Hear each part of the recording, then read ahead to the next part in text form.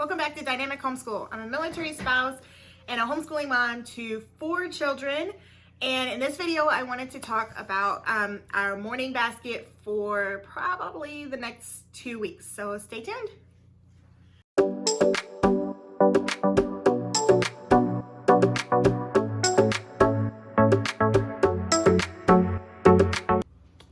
Welcome back.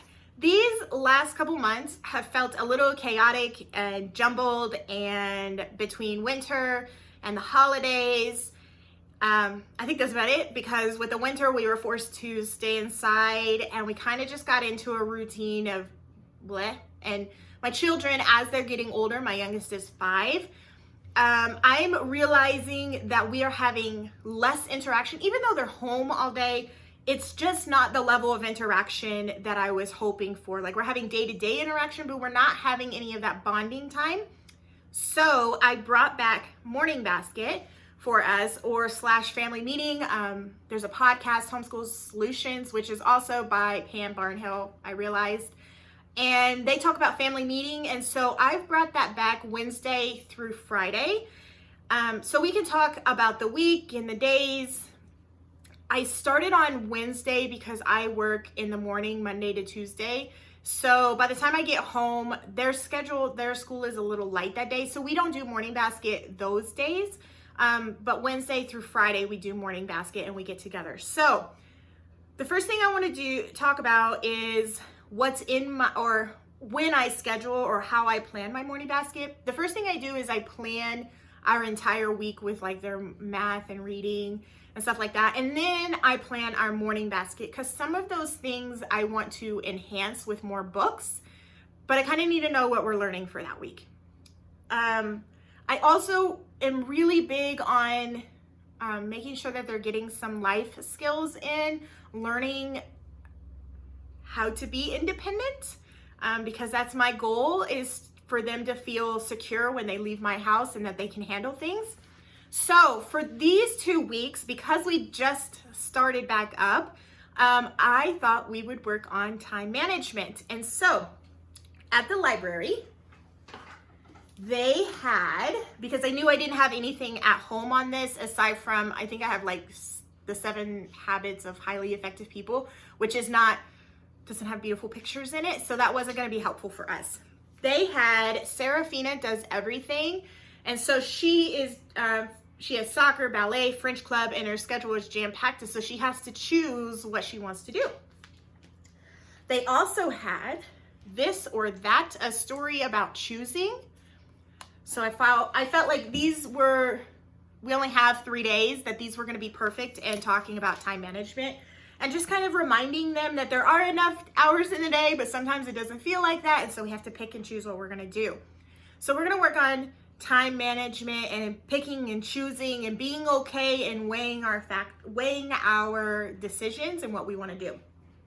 Now, we're also doing, then the other thing was science. My younger 2 are learning about weather, and so I thought we would start out with the water cycle. So I had this poster, and this is going to be reviewed with my older 2 as well, but it's more of just a review. But they're there and they're helping and they're talking. But I had this water cycle poster that I think I got for free somewhere. So I'm going to put this up and we're going to talk about it. And then also at the library, they had, and I already returned it, but I'll put a little picture here, Down Comes the Rain. And so I read that to them in the morning when they were eating breakfast, and we talked about it. And then I'm also doing Real Science Odyssey. So we all did an experiment with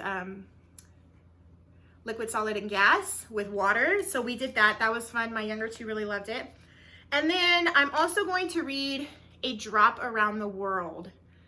And this is more of like so this will count also like art, because it's kind of poem based. So we're going to do that for the weather. We're going to do it together and read it, because younger children also like picture books. For history, my older 2 are learning about the Holocaust. So when it comes to morning time, I usually start out with my younger stuff, and then because they have a short attention span, and then I'm going to move into my older children. And so my younger 2 by this time usually drift away and go play, and I have my older two, but at least we started out all together. And this kind of guides us into my older two guiding more into now their independent work. So for history, we're doing the Holocaust. And so I have what was the Holocaust. So again, my younger two, they might drift away. They might just stay and play and listen at the same time. So we're going to read what was the Holocaust. And then for read aloud, this is something that we all do together as well, is the Mysterious Benedict Society. We're going to finish this up. So yeah, that is what we are doing this next 2 weeks as far as morning basket. For planning, I'll usually do 2 of those things, maybe 3 if I can fit it in, but I usually feel like it goes a little too far, a little too much reading, and they're overhearing my voice for reading. So usually I can get about 2 books in, and then we move on and we go into our other school, and that's where my older two will kind of separate, and they'll start doing stuff that they can do on their own, and then I'll work with my younger two, and then we'll switch. So let me know what y'all are doing in your morning basket. If you're not doing it, I highly recommend it if you have a little bit older children like I do, and you feel like you're not getting enough of that interaction or bonding time. This is a great way to get everybody together. Happy homeschooling.